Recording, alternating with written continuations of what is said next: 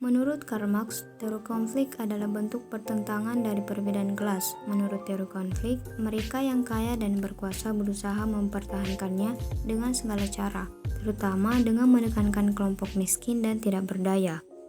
Dalam masyarakat kapitalis, hal tersebut berakibat pada dua kelas yang saling bertentangan, yakni kelas borjuis, kelompok kecil kapitalis yang memiliki alat untuk memproduksi kekayaan, dan proletariat, yaitu para pekerja yang dieksploitasi oleh borjuis. Max Weber mengemukakan bahwa konflik dalam masyarakat terjadi karena persaingan sumber daya. Ia mengatakan bahwa ada 3 sumber utama konflik, yaitu ekonomi, sosial, dan politik. Roald Dahrendorf menyebutkan bahwa salah satu penyebab perubahan sosial adalah konflik sosial, seperti konflik antar kelas atau konflik sosial lainnya. Teori konflik bertentangan dengan teori fungsional struktural, karena melihat masyarakat multikultural secara berbeda. Pada teori fungsional akan berujung pada integrasi sosial, sedangkan ujung dari teori konflik adalah dominasi antar kelompok masyarakat bertentangan dan melahirkan perubahan sosial. Selain para pengikut teori konflik yang berpandangan kontrak dengan teori fungsional, ada pula ahli teori konflik yang lebih bersifat moderat. Lewis Alfred Kosser melihat kemiripan antara teori fungsional struktural dan konflik.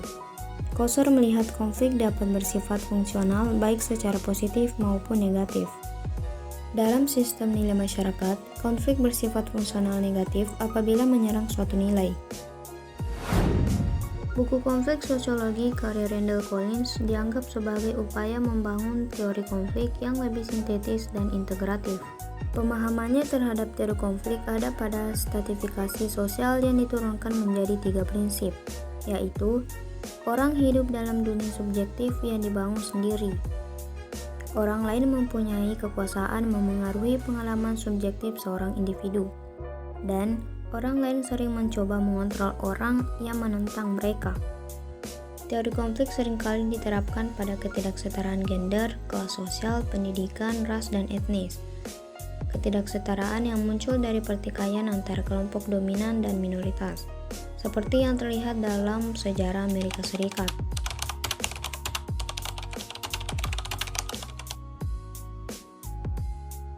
Teori interseksi oleh Patricia Hill Collins menekankan bahwa ras, gender, kelas, dan atribut saling berhubungan, menciptakan pengalaman unik dari diskriminasi dan privilege. Prasangka terhadap seseorang tidak dapat dilihat hanya dari satu aspek identitasnya, tetapi dari gabungan faktor-faktor seperti ras, gender, dan status sosial ekonomi.